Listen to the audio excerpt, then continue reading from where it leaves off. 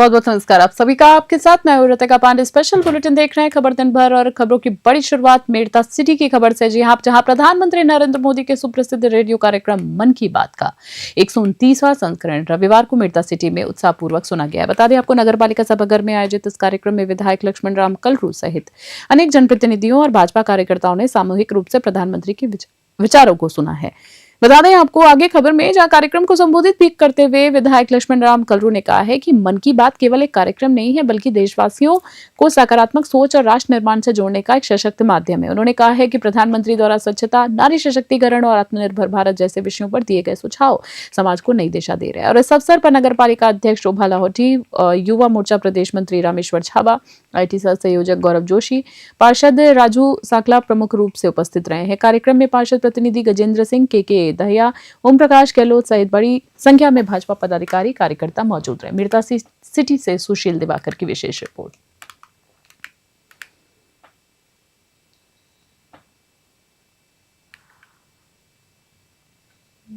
और खबरों की बात करें अगली खबर में, तो भीलवाड़ा, जी हां, भीलवाड़ा की कोटड़ी तहसील के अकोला चांदगढ़ क्षेत्र की बनास नदी की प्रस्तावित लीज इन दिनों अवैध खनन और नियमों की धज्जियां उड़ाने का केंद्र बन चुकी है। बता दें आपको, ठेकेदार की मनमानी और रसूख के चलते सरकार को प्रतिदिन लाखों रुपए का राजस्व का चूना लगाया जा रहा है। हैरानी की बात यह है कि ओवरलोडिंग को छिपाने के लिए माफिया ने नया तरीका निकाला है। गाड़ियों की क्षमता से अधिक बजरी भरकर उसे JCB मशीनों से दबाया जाता है ताकि बाहर से गाड़ी ओवरलोड ना दिखे। इतना ही नहीं, एक ही रवाना पर्ची की आड़ में दो चक्कर लगाकर अवैध परिवहन किया जा रहा है। सूत्रों के अनुसार ये बजरी 700 रुपए प्रति टन की मनमानी दर पर बेची जा रही है, जो सरकारी नियमों से कई गुना ज्यादा अधिक है। दिन रात पुलिस की गश्त वाहन के क्षेत्र में होने के बावजूद ये ओवरलोड गाड़ियां बेधड़क दौड़ रही हैं, जो पुलिस और प्रशासन की कार्यप्रणाली पर गंभीर सवालिया निशान खड़े करती है। प्रशासनिक शिथिलता के बीच आज ग्रामीणों ने खुद कमान संभाली और एक ओवरलोड बजरी ट्रक को रंगे हाथों पकड़ लिया। सूचना पर पहुंचे बडलियावास थाना पुलिस के अधिकारियों ने गाड़ी को कब्जे में लेकर थाना परिसर में खड़ा करवाया है। ग्रामीणों का ये सवाल है, ग्रामीण पूछ रहे हैं कि क्या सरकार की जीरो टॉलरेंस नीति केवल कागजों तक सीमित है? आखिर माइनिंग विभाग इस ठेकेदार के खिलाफ कठोर कार्रवाई करने से क्यों बच रहा है? क्या इस अवैध खेल में ऊपर तक मिली भगत है? बड़ा सवाल है। चांदगढ़ से रामलाल जाट की स्पेशल ग्राउंड रिपोर्ट देख रहे थे आप। और अगली खबर आ रही है, जहां ख्वाजा गरीब नवाज के उर्स के मुक़द्दस मौके पर बूंदी में गंगा जमुना तहजीब का अनूठा संगम देखने को मिला है। खोजा गेट स्थित दरगाह पर गरीब नवाज की, जी हां, छठी शरीफ के अवसर पर दरगाह कमेटी द्वारा मुस्लिम समाज प्रतिभा सम्मान समारोह का भव्य आयोजन किया गया है। मुख्य अतिथि पूर्व विधायक प्रहलाद गुंजल ने जिले के प्रतिभाशाली छात्र छात्राओं को सम्मानित किया। साथ ही राजकीय सेवा में नियुक्त युवाओं और सामाजिक कार्यों में अपना जीवन समर्पित करने वाले समाजसेवियों को भी स्मृति चिन्ह और प्रमाण पत्र भेंट कर उनका हौसला बढ़ाया गया। उन्होंने समाज की प्रतिभाओं की सराहना की है, करते हुए उन्हें भविष्य की चुनौतियों के लिए तैयार रहने को भी कहा है। इस दौरान राजस्थान बीज निगम के पूर्व निदेशक और PCC सदस्य चरमेश शर्मा ने डॉक्टर APJ अब्दुल कलाम का उदाहरण देते हुए कहा है कि छात्रों को अपनी मेहनत से माता पिता और देश का नाम रोशन करना चाहिए। कमेटी के सदस्य शहजाद खिलजी ने मुख्य अतिथियों का साफा पहनाकर माल्यार्पण कर इस्तकबाल किया है। कार्यक्रम के समापन के बाद दरगाह परिसर में विशाल लंगर आयोजन किया गया है, जिसमें हजारों संख्या में जायरीन और आमजन ने शिरकत की है। उपसभापति लटूर भाई, पूर्व सभापति हिना अगवान, पार्षद देवराज गुजर और पार्षद इरफान ईलू सहित दरगाह कमेटी के सचिव फारूक मिर्जा, उप सदर शकील भाई खंचाजी, साजिद कुरैशी और अन्य गणमान्य सदस्य उपस्थित। बूंदी से पुरुषोत्तम की खास रिपोर्ट। धौलपुर से खबर देख रहे हैं, जहां धौलपुर जिला मुख्यालय पर कोतवाली थाना पुलिस ने मानवीय संवेदना पेश करते हुए एक अज्ञात युवक को अंतिम संस्कार उनका संपन्न कराया है। गौरतलब है कि मृतक युवक की पहचान के लिए पुलिस ने नियमानुसार 72 घंटे तक इंतजार किया, लेकिन कोई वारिस सामने उनका नहीं आया। बता दें, जानकारी के अनुसार गुरुवार सुबह शहर की सड़क पर एक लगभग 30 वर्षीय युवक अचेत अवस्था में मिला था। राहगीरों की सूचना पर 108 एम्बुलेंस के जरिए उसे गंभीर हालत में जिला चिकित्सालय में भर्ती कराया गया। चिकित्सकों के अथक प्रयासों के बावजूद शुक्रवार को युवक ने इलाज के दौरान दम तोड़ दिया। दुखद खबर है, जहां बता दें पुलिस ने शव को सुरक्षित पहचान हेतु जिला अस्पताल की मोर्चरी में भी रखवाया था। रविवार को समय सीमा समाप्त होने पर पुलिस ने अज्ञात मानकर युवक का अंतिम संस्कार करवा दिया। हालांकि पुलिस अब भी मृतक की पहचान के प्रयासों में जुटी है। कोतवाली पुलिस ने मृतक के फोटो आसपास के क्षेत्रों में सोशल मीडिया पर जारी किए हैं। धौलपुर से संजय कसाना की खास रिपोर्ट। दिनांक 24/12/25 को वाटर बॉक्स पर बेहोशी हालत में अज्ञात व्यक्ति मिला, जिसको 108 दोबारा हॉस्पिटल में भर्ती कराया। जिसे दिनांक 25/12/25 को दम तोड़ दिया, जिसको लाकर के मोर्चे में रखा है। इसकी आज शनाख्त नहीं हो पाई। अज्ञात जिनको समय होने पर आज पोस्टमार्टम करा करके कार्रवाई की। और धौलपुर से खबर देख रहे हैं। जिले में पिछले कई दिनों से कड़कड़ाती धूप के बावजूद रविवार को मौसम ने अचानक करवट ले ली है। मौसम विभाग की चेतावनी के अनुरूप रविवार सुबह पूरा जिला घने कोहरे के आगोश में नजर आया है। कोहरे और ठंडी की हवाओं के चलते तापमान में भारी गिरावट दर्ज की गई है, जिससे जनजीवन पूरी तरीके से प्रभावित हुआ है। आधी रात से शुरू हुए मौसम के बदलाव के कारण सुबह दृश्यता बेहद कम रही। नेशनल हाईवे सहित शहर की मुख्य सड़कों पर वाहनों को हेडलाइट जलाकर रेंगते हुए देखा गया है। ठंडी हवाओं ने ठिठुरन बढ़ा दी। जी हाँ, ठिठुरन बढ़ा दी, जिससे बचने के लिए लोग सुबह सुबह जगह जगह लाव तापते हुए नजर आए हैं। सुबह 9 बजे तक जिले का अधिकतम तापमान 13 डिग्री सेल्सियस रिकॉर्ड दर्ज किया गया, जबकि न्यूनतम तापमान 8 डिग्री सेल्सियस तक लुढ़क गया। मौसम विभाग के अनुसार पहाड़ों पर हो रही बर्फबारी और उत्तर पूर्वी हवाओं के प्रभाव से आगामी कुछ दिनों तक कोहरे की सितम जारी रह सकते हैं। घने कोहरे को देखते हुए प्रशासन और मौसम विभाग ने वाहन चालकों को सावधानी बरतने तथा सुरक्षित दूरी बनाए रखने की सलाह भी दी है। विशेषकर सुबह और देर रात यात्रा करने वालों को अधिक सतर्क रहने को कहा गया। धौलपुर से संजय कसाना की खास रिपोर्ट। भारत पाकिस्तान अंतर्राष्ट्रीय सीमा पर स्थित ऐतिहासिक नग्गी गांव में रविवार को नग्गी डे बड़ी धूमधाम के और श्रद्धा के साथ मनाया गया है। ये दिन प्रतिवर्ष भारतीय सेना द्वारा पाकिस्तान को 1971 के युद्ध में मिली बड़ी हार के बाद उसकी घुसपैठ की नाकाम कोशिश को विफल करने में याद के रूप में मनाया जाता है। श्रीकरणपुर तहसील के नग्गी सीमा क्षेत्र पर हर साल यह आयोजन होता है। इस दौरान सिख रेजिमेंट के 21 जवानों की टीम ने गतका मार्शल आर्ट की हैरत अंगेज प्रस्तुतियां दी। गढ़वाल राइफल्स के जवानों ने पारंपरिक खुखरी डांस पेश किया। 10 मैन इन्फेंट्री के जवानों ने शारीरिक दक्षता का प्रयोग परिचय दिया और मलखम्ब खेल का शानदार प्रदर्शन किया। वहीं आपको बता दें, मद्रास रेजिमेंट के जवानों द्वारा सांस्कृतिक कार्यक्रमों की सुंदर प्रस्तुतियां दी गई। साथ ही निजी विद्यालयों की छात्राओं ने भी देशभक्ति गीतों पर अपनी प्रस्तुतियां दी हैं। सेना द्वारा नग्गी गांव में अत्याधुनिक हथियारों की प्रदर्शनी लगाई गई है, जिसे देखने के लिए युवाओं और बच्चों में भारी उत्साह देखा गया। इसके साथ ही सेना ने एक निःशुल्क मेडिकल कैंप का आयोजन किया, जहां आर्मी मेडिकल डॉक्टर्स ने ग्रामीणों की स्वास्थ्य जांच और उन्हें दवाइयां भी वितरित की हैं। श्रीकरणपुर से अमित धवन की स्पेशल रिपोर्ट। महुआ से खबर देख रहे हैं। योग साधना और निस्वार्थ समाज की क्षेत्र में निरंतर सक्रिय रहने वाले महुआ के रवि कुमार शर्मा ने के नाम और बड़ी उपलब्धि जुड़ गई है। जी आपको बता दें, जहां पर उनके द्वारा किए गए उत्कृष्ट कार्यों को देखते हुए हरियाणा के फरीदाबाद स्थित जी हाँ मैजिक आर्ट यूनिवर्सिटी ने उन्हें मानद डॉक्टरेट, जी हाँ ऑनरी डॉक्टरेट ऑनरिक कॉजा की उपाधि से नवाजा है। आपको बता दें, विश्वविद्यालय प्रशासन द्वारा जारी प्रमाण पत्र में स्पष्ट किया गया है कि रवि कुमार शर्मा को यह सम्मान समाज में योग्य, वैज्ञानिक और आध्यात्मिक प्रचार प्रसार के साथ साथ कठिन समय में सामाजिक जिम्मेदारियों को बखूबी निभाने के लिए दिया गया है। विश्वविद्यालय ने उनके प्रयासों की सराहना की है और उन्हें समाज के लिए एक प्रेरणा स्रोत व्यक्तित्व बताया है। बधाई देने वालों का कहना है कि यह केवल कुमार का व्यक्तित्व सम्मान नहीं है, बल्कि ये पूरे क्षेत्र के लिए गौरव का विषय है। आपको बता दें, नवनियुक्त डॉक्टर रवि कुमार शर्मा ने इस सम्मान के लिए विश्वविद्यालय का आभार व्यक्त किया है और कहा है कि ये उपाधि उन्हें समाज के प्रति और ज्यादा अधिक जिम्मेदारी पूरी करने के लिए दी गई है। महुआ से रवि कुमार शर्मा की स्पेशल रिपोर्ट। राजस्थान शिक्षक संघ राष्ट्रीय का 3 दिवसीय जिला स्तरीय कार्यकर्ता प्रशिक्षण वर्ग रविवार को करौली के कैला देवी स्थित कमला रानी रामप्रकाश खंडेलवाल महात्मा गांधी राजकीय विद्यालय में संपन्न हुआ है। 26 से 28 दिसंबर तक चले इस गहन प्रशिक्षण शिविर में कुल 8 सत्रों के माध्यम से कार्यकर्ता और संगठन की रीति नीति और राष्ट्र निर्माण में शिक्षकों की भूमिका का पाठ पढ़ाया गया है। समापन सत्र को संबोधित करते हुए संघ के संरक्षक और पूर्व अध्यक्ष प्रहलाद शर्मा ने संगठन के मूल मंत्रों को दोहराते हुए कहा है कि हमारा वैचारिक अधिष्ठान राष्ट्र के हित शिक्षा, शिक्षा के हित में शिक्षक और शिक्षक के हित में समाज पर टिका हुआ है।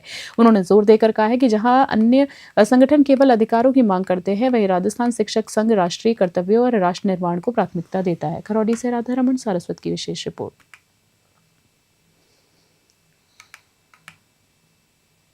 राजधानी जयपुर के सांगानेर में आदिवासी मीणा अधिकारी कर्मचारी सेवा समिति और आदिवासी मीणा सेवा संघ के संयुक्त तत्वाधान में रविवार को एक भव्य प्रतिभा सम्मान समारोह आयोजित किया गया है। इस गौरवशाली कार्यक्रम में मीणा समाज की संस्कृति और शिक्षा के प्रति उनके बढ़ते कदम की अद्भुत झलक देखने को मिली है। कार्यक्रम का विधिवत शुभारंभ भगवान जी जी हाँ, जय के उद्घोष और दीप प्रज्वलन के साथ हुआ है। समारोह की मुख्य अतिथि राजस्थान सरकार के कैबिनेट मंत्री डॉक्टर किरोड़ी लाल मीणा रहे हैं। बता दें आपको, जहां पर कार्यक्रम की खास बात ये रही है कि मीणा संस्कृति की पहचान के रूप में समाज के सभी अधिकारी और गणमान्य लोग पिंक गुलाबी कलर की पगड़ी पहने हुए नजर आए, जो आकर्षण का केंद्र बनी। समारोह के दौरान समाज की 500 से अधिक प्रतिभाओं को उनकी उत्कृष्ट उपलब्धियों के लिए सम्मानित किया गया है। साथ ही समाज के सेवा कर सेवानिवृत्त हुए कर्मचारियों का भी अभिनंदन किया गया। इस अवसर पर विशिष्ट अतिथि के रूप में राजस्थान के आरएएस के अधिकारी जय नारायण करोल और डॉक्टर नीलम करोल उपस्थित रहे, जिन्होंने युवाओं का मार्गदर्शन किया। जयपुर से महावीर स्वामी की रिपोर्ट। दूसरे को देख के अभिप्रेरित होती हैं, मोटिवेटेड होती हैं और इस बार जो आई हैं, अगली बार वो अपने साथ अपने आसपास के लोगों को और कहती हैं और ज़्यादा से ज़्यादा संख्या में भाग लेती हैं। और यही बच्चियाँ आज जो 10th में मेरिट में आ रही हैं, 12th में मेरिट में आ रही हैं, नए सिलेक्शंस ले रही हैं, आगे जाके यही हमारे देश का भविष्य है, अपने माता पिता का और हमारे देश का और राज्य का नाम रोशन करेंगी। जो प्रतिभा है वो तो हमारे सांगानेर तहसील के जो सारे गांव हैं, हमारे सांगानेर तहसील में कम से कम 20-25 गांव के आसपास है, तो वहाँ की जो प्रतिभाएं हैं उनको हम सम्मानित कर रहे हैं। और वैसे जो हमारे समाज के जो प्रतिष्ठित लोग हैं वो पूरे हमारे जिले के सब जयपुर जिले के अलग अलग तहसीलों से और अलग अलग गाँवों से सारे जो है हमारे सम्मानित समाज के जो सम्मानित सदस्य हैं वो यहाँ पे पधारे हुए हैं। सर, अधिकारी बनने के बाद भी आज आपकी संस्कृति वैसी की वैसी बनी, इसको लेकर आपका क्या कुछ कहना? वो ही पगड़ी आदिवासी समाज की ये पहचान ही यही है कि हमें जो है जल जंगल और जमीन से जुड़े रहना है और हमारी परंपराओं को जो है बचाए रखना है। ये हमारा प्रयास रहता है कि हमारी जो भी परंपराएं हैं उनको हम बचा के रखें। इसी कड़ी में हमारे जो ये लोकगीत है इनको भी हम जो है बचा के रखते हैं। ये भी हमारी संस्कृति का एक अंग है। अभी जो सम्मान समारोह हो रहा है, ये 5वां सम्मान समारोह आयोजित कर रहे हैं हम, और इसमें अब की बार करीब 400 प्लस लोगों को, बच्चों को, हमने जो प्रतिभावान बच्चे हैं, चाहे एजुकेशन में इस क्षेत्र में देख लो, जो जिन्होंने 10वीं और 12वीं में 75% से ज़्यादा अंक प्राप्त किए हैं। मिर्ता उपखंड के केसर देवी स्कूल में फिट इंडिया अभियान के तहत आयोजित स्पोर्ट्स वीक का रविवार को भव्य समापन हुआ है। सप्ताह भर चले इस खेल उत्सव में विद्यार्थियों ने अपनी खेल प्रतिभा और अनुशासन का परिचय देते हुए मैदान पर जमकर पसीना बहाया है। विद्यालय की प्रिंसिपल प्रियंका बेहरा ने बताया है कि स्पोर्ट्स वीक के अंतिम दिन खो खो, वॉलीबॉल और क्रिकेट के रोमांचक फाइनल मुकाबले खेले गए हैं। वॉलीबॉल में थंडर स्ट्राइकर्स की टीम ने शानदार तालमेल दिखाते हुए खिताब अपने नाम किया है। गर्ल्स क्रिकेट में आपको बता दें केडीएस रॉयल्स की टीम विजेता रही है। वहीं बॉयज क्रिकेट में केडीएस वॉरियर ने कड़े मुकाबले में जीत दर्ज की है। खेलों में सर्वश्रेष्ठ प्रदर्शन करने वाले कुलदीप रुणवाल और चित्रांशी को MVP के पुरस्कार से नवाजा गया है, वैल्यूएबल प्लेयर के रूप में। जी हाँ, विद्यालय की निदेशिका उषा चौधरी और व्यवस्थापक रुचिर चौधरी ने विजेताओं और सभी प्रतिभागियों को उत्साहवर्धन किया। उन्होंने कहा है कि खेल न केवल शारीरिक विकास के लिए जरूरी है, बल्कि इसमें नेतृत्व क्षमता और टीम वर्क की भावना को भी बढ़ावा मिलता है। अंत में सभी खिलाड़ियों को स्मृति चिन्ह प्रदान करके सम्मानित किया गया। मिर्ता सिटी से सुशील दिवाकर की खास रिपोर्ट। टोडा भीम कस्बे के गोपालपुरा रोड स्थित पावर हाउस के पास प्रांगण में नववर्ष 2026 का स्वागत भक्तिमय माहौल में किया जाएगा। सर समाज के तत्वाधान में आयोजित होने वाली 7 दिवसीय श्रीमद् भागवत कथा को तैयारियों को लेकर अंतिम चरण पे है। कथा स्थल पर भव्य टेंट और पंडाल लगाने का कार्य जोरों पर चल रहा है। आयोजन को सफल बनाने के लिए भंवर सिंह बेनाडा, काटूराम मीणा, महेंद्र मीणा, प्रमोद जांगिड़ और सोनू शर्मा सहित कार्यकर्ताओं की पूरी टीम ने दिन रात जुटी रही। आयोजन समिति के सदस्यों ने बताया है कि कस्बे में धार्मिक अनुष्ठान को लेकर भारी उत्साह है। वृंदावन से पधारे सुप्रसिद्ध कथावाचक पंडित श्री शिवानंद जी महाराज अपने मुखारबिंद से श्रीमद् भागवत कथा का वाचन करेंगे। कथा के साथ साथ प्रतिदिन रात्रि में रंगारंग सांस्कृतिक कार्यक्रम का भी आयोजन किया जाएगा, जो आकर्षण का केंद्र रहेंगे। टोडा भीम से भगवान जांगिड़ की रिपोर्ट। कड़ाके की ठंड के बीच भक्ति की गर्माहट के लिए, जी हां, गर्माहट के लिए रविवार को समीपवर्ती जहांनगर मोरडा गांव में प्रसिद्ध गोवर्धन मंदिर पर विशाल पौषपड़ा महोत्सव का आयोजन किया गया है। संत ओमदास महाराज के सानिध्य में आयोजित इस कार्यक्रम में श्रद्धा और उल्लास का अद्भुत संगम देखने को मिला है। कार्यक्रम की शुरुआत दोपहर में महिलाओं द्वारा किए गए मधुर भजनों के साथ हुई है। हनुमान जी महाराज और गोवर्धन महाराज के जयकारों और भजनों की धुन पर श्रद्धालु झूमते हुए नजर आए हैं। पूरे मंदिर परिसर में भक्तिमय वातावरण बना रहा है। गोवर्धन अध्यक्ष केदारलाल शर्मा और महंत रमेश चंद्र शर्मा ने जानकारी दी है। आपको बता दें, इस वर्ष महोत्सव में 30 किलो मूंग की दाल की पकौड़ी और 30 किलो सूजी सूजी का हलवा तैयार कर भगवान को विधिवत भोग लगाया गया है। कार्यक्रम 12 बजे से प्रसादी वितरण शुरू हुआ, जो देर शाम तक निरंतर चलता रहा। श्रद्धालुओं ने बताया कि शुद्ध मसालों से तैयार इन गर्म पकौड़ियों का स्वाद भगवान के भोग के बाद और भी अद्भुत हो गया। टोडा भीम से भगवान जांगिड़ की स्पेशल रिपोर्ट।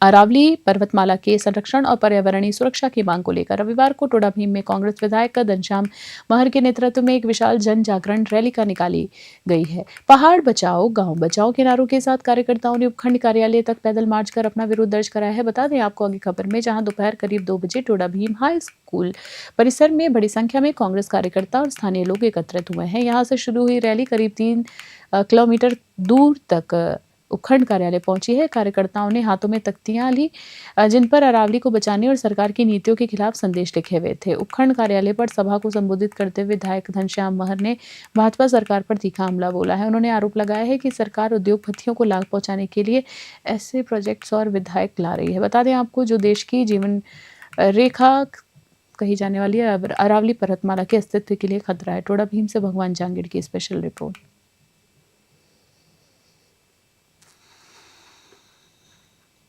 टोडा भीम से अगली खबर देख रहे हैं। ग्रामीण क्षेत्रों में बेहतर स्वास्थ्य व्यवस्थाएं सेवाएं पहुंचाने के पावन उद्देश्य से टोडा भीम उपखंड के ग्राम नागललात में 1 दिवसीय विशाल निःशुल्क चिकित्सा परामर्श और जांच शिविर का आयोजन किया गया है।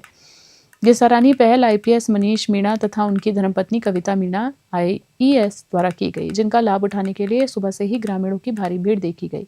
शिविर के व्यवस्थापक और सामाजिक कार्यकर्ता संतराम मंडेरू ने जानकारी दी है कि महात्मा गांधी चिकित्सालय जयपुर की अनुभवी चिकित्सकों की टीम शिविर इसमें सेवाएं दे रही है। बता दें, शिविर में विभिन्न रोगों के विशेषज्ञ एक ही छत के नीचे उपलब्ध रहे हैं। शिविर में सबसे बड़ी विशेषता ये रही कि परामर्श के साथ साथ मरीजों की ECG, ब्लड शुगर, CBC जैसी महत्वपूर्ण जांचें भी मौके पर ही निःशुल्क की गई। इसके अलावा चिकित्सकों द्वारा लिखी गई दवाइयां भी मरीजों को मुफ्त में वितरित की गई हैं, जिससे निर्धन और असहाय मरीजों को बड़ी राहत मिली है। टोडा भीम से भगवान जांगिड़ की स्पेशल रिपोर्ट।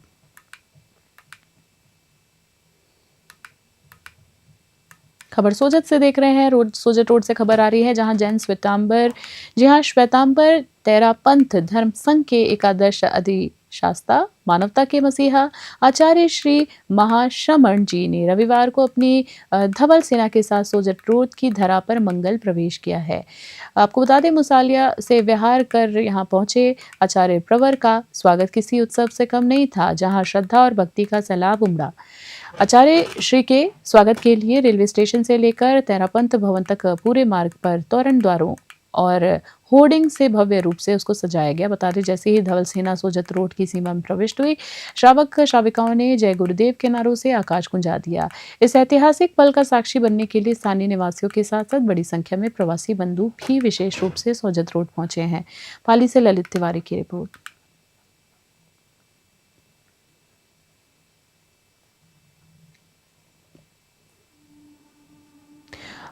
विंगू उपखंड क्षेत्र के पारसोली बिछोर कस्बे में राजस्थान रोडवेज की बसों का प्रवेश बंद होने के कारण ग्रामीणों का धैर्य जवाब दे रहा है।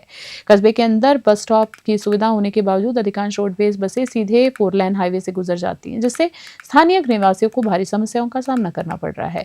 ग्रामीणों ने बताया है कि रोडवेज बसों के कस्बे में न आने के कारण कॉलेज जाने वाली छात्र छात्राओं, महिलाओं और बुजुर्गों को कड़ाके की ठंड में धूप से करीब 1 किलोमीटर पैदल चलकर हाईवे तक जाना पड़ता है।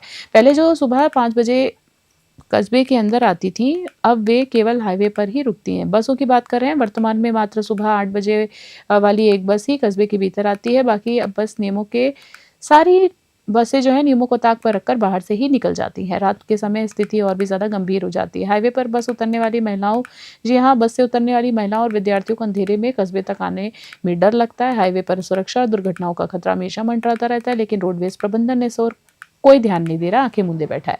स्थानीय निवासियों का कहना है कि समस्याओं को लेकर कई बार रोडवेज प्रबंधन को लिखित शिकायतें दी गई हैं, लेकिन अब तक कोई ठोस कार्रवाई नहीं है। अधिकारियों की अनदेखी के कारण ग्रामीणों में भारी रोष है। आपको बता दें, चेतावनी दी है कि रोडवेज बसों को कस्बे के अंदर ठहराव सुनिश्चित नहीं किया गया, ग्रामीणों ने कहा है तो वो उग्र आंदोलन पर मजबूर होंगे। बेगू से मदन मीणा की स्पेशल रिपोर्ट। खास बुलेटिन में इतना ही। बने रहे न्यूज़ 21। फिलहाल के लिए नमस्कार, जय हिंद।